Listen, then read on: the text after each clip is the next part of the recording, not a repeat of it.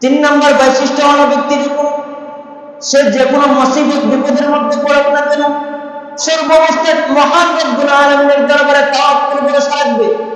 এই জন্য আল্লাহ রব্বুল আলামিন বলেন সমস্ত কাজের দিকে তোমরা তাওয়াক্কুল রাখবে একমাত্র মহান রবের দিকে। কার দিকে?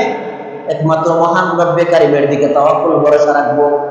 কারণ আপনি যত বড় মুসিবতের মধ্যে পড়েন না কেন আপনি সর্বাবস্থাতে যদি মহান রব্বে কারিমের দরবারে যদি আপনি ভরসা রাখেন তাওয়াক্কুল রাখেন তাহলে সেই তাওয়াক্কুল করার কারণে ধৈর্য ধারণ সবর দান করবেন কে? মহান রব্বে কারীম। এজন্য মুসলমান ভাইরা আমার আল্লাহ রাব্বুল আলামিন প্রথম আয়াতের প্রথম অংশ থেকে বলেন আমরা একটু শুনে আসি দেখতাম একটু তাফসীর শুনে আসি। আল্লাহ রাব্বুল আলামিন বলেন ইন্নামাল মুমিনুনা আল্লাযীনা ইযা যুকিরাল্লাহ ইন্নামাল নিশ্চয় যারা মুমিন হবেন নিশ্চয় যারা মুমিন হবেন তাদের ভিতরে থাকবে একমাত্র মহান রবের ভয়। আর তারা কেমন ভাবে ভয় করবে? যে ভয়ের কারণে বান্দা গুনাহ থেকে বাঁচতে পারে, যে ভয়ের কারণে বান্দা সুদ থেকে বাঁচতে পারে, যে ভয়ের কারণে বান্দা অপসংস্কৃতির দিক থেকে বাঁচতে পারে, যে ভয়ের কারণে বান্দা ঘুষ সমাজের অশ্লীল অপরাধ সমস্ত কাজ থেকে নিজেকে আত্মরক্ষা করতে পারে এমন ভয় করবে বান্দা মহান রবের ভয় মুহাম্মদের ভয়। দেখবেন দুনিয়ার কোনো মানুষকে যদি আমরা ভয় করি কিছু সময়ের জন্য ভয় করি তাকে দেখলে হয়তো স্যালুট করি সম্মান প্রদর্শন করি ক্ষণিকের জন্য সামনে তাকে ভালোবাসা দেখাই সম্মান দেখাই আত্মমর্যাদা দেখাই কিন্তু কিছু দূরে গেলে তার প্রশংসা করি না তাকে ভয় করি না তার আইন কানুন নিয়ম শৃঙ্খলা মানি না। কিন্তু এই জন্য আল্লাহ রাব্বুল আলামিন কোরআনুল কারীমের মধ্যে বলেন বান্দা বান্দীরা আমি নিশ্চয় বললাম যারা মুমিন হবেন বান্দা বান্দীরা রে যারা মুমিন হবেন তাদের ভিতরে একমাত্র মহব্বতের ভয় আল্লাহ তাআলার ভরসা থাকবে ভয় থাকবে। আর যাদের ভিতরে আল্লাহ তাআলার ইত্তাকুল্লাহ তাকওয়া থাকবে ভয় থাকবে তারাই হলেন প্রকৃতপক্ষের মুমিন। এইজন্য আমরা মুমিন হওয়া প্রয়োজন, মুমিন হওয়া আবশ্যক। মুসলমান সবাই কিন্তু মুমিন কয়জন ব্যক্তি বলতে পারেন? আমরা বাবা মুসলমান দাদা মুসলমান জন্মসূত্রে মুসলমান কিন্তু মুমিন যারা আল্লাহ তাআলার ভয় অন্তরের ভিতরে লালন পালন পুষে তাদের মতো কয়জন মুমিন সমাজের ভিতরে খুঁজে পাইবেন? পাওয়া যাবে না। এজন্য মুসলমান ভাইরা আমার ছোট্ট করে একটু সেই আয়াতের আলোকে একটি ঘটনা শুনে আসি। নবীজির একজন সাহাবী যার মর্তবা সাহাবী এমন একজন মর্তবাশীল সাহাবী যার নাম হলো আমিরুল মুমিনিন খলিফাতুল মুসলিমিন রাদিয়াল্লাহু তাআলা।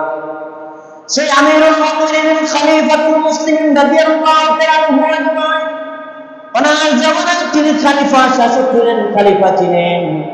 তিনি যখন খলিফা ছিলেন ওনার দেশের প্রেসিডেন্ট ছিলেন। রাতের বেলায় গোপনে আধারে গিয়ে দেখতেন মানুষের কি অবস্থা আর হালত, মানুষ কি করতেছে, মানুষের কি অসুবিধা হচ্ছে কিনা। ওনার ভিতরে একটি চিন্তা ফিকির থাকতো আল্লাহ রাব্বুল আলামিনের হুকুমে আমি রাষ্ট্রের প্রতিনিধি, আমি একজন শাসক, আমার এলাকার আমার ইউপিস আমার ইউনিয়নের আমার উপজেলার আমার ওয়ার্ডের কোনো মানুষ যদি না খেয়ে মরে না খেয়ে যদি কষ্ট করে কাল কিয়ামতের ময়দানে আল্লাহ রাব্বুল আলামিন যদি আমাকে প্রশ্ন করেন যে খলিফাতুল মুসলিমিন আমিরুল মুমিনিন না তোমাকে দুনিয়ার জমিনে অর্ধজাহানের বাদশা বানিয়ে দিলাম কিন্তু জনগণের পরিপূর্ণভাবে হক তুমি আদায় করো না, আজকে তুমি জান্নাতের জায়গা দূরের কথা তোমাকে সেই হিসাব নিকাশ দিয়ে আজকে জান্নাতের ভিতরে যাওয়া লাগবে।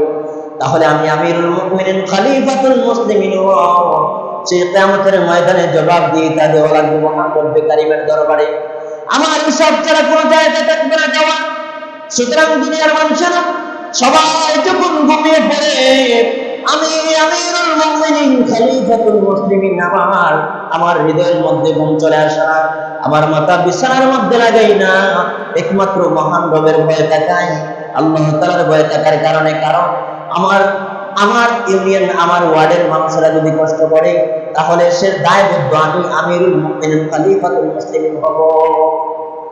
এই জন্য আমিরুল মুমিনিন খলিফাতুল মুসলিমিন রাদিয়াল্লাহু তাআলা একদিন গভীর রজনীতে একটি বাড়ির পাশ অতিক্রম করতে লাগলেন। হঠাৎ করে শোনা যায় একটি মৃদু আওয়াজ ঘরের মধ্যে একটা মহিলা তার মেয়েকে ডাক দিয়ে বলতে লাগলো, মেয়ে আমার, তোমার বাবা গরিব মানুষ, আমাদের সংসার তেমন ভালোভাবে চলে না, তোমার বাবা গাভী থেকে দুধ দহন করে সে বাজারে নিয়ে বিক্রি করে।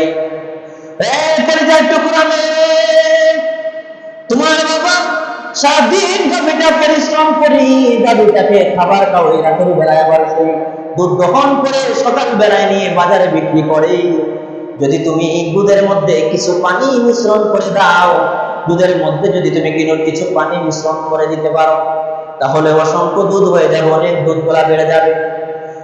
কলিজার টুকরা মেয়ে আমার, দুধের মধ্যে যদি তুমি পানি মিশ্রণ করে দাও, তাহলে দুধ অনেক দেখা যাবে, অনেক দুধ বেড়ে যাবে। সুতরাং দুধের মধ্যে পানি মিশ্রণ করে দাও।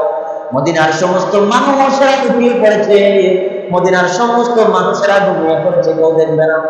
দরজা খোলা লাগিয়ে, জানালা খোলা, কবাট লাগিয়ে সবাই ঘুমিয়ে পড়েছে। সমস্ত মদিনাবাসী স্তব্ধ হয়ে পড়েছে, সবাই ঘুমিয়ে পড়েছে। যার যার জায়গা অবস্থান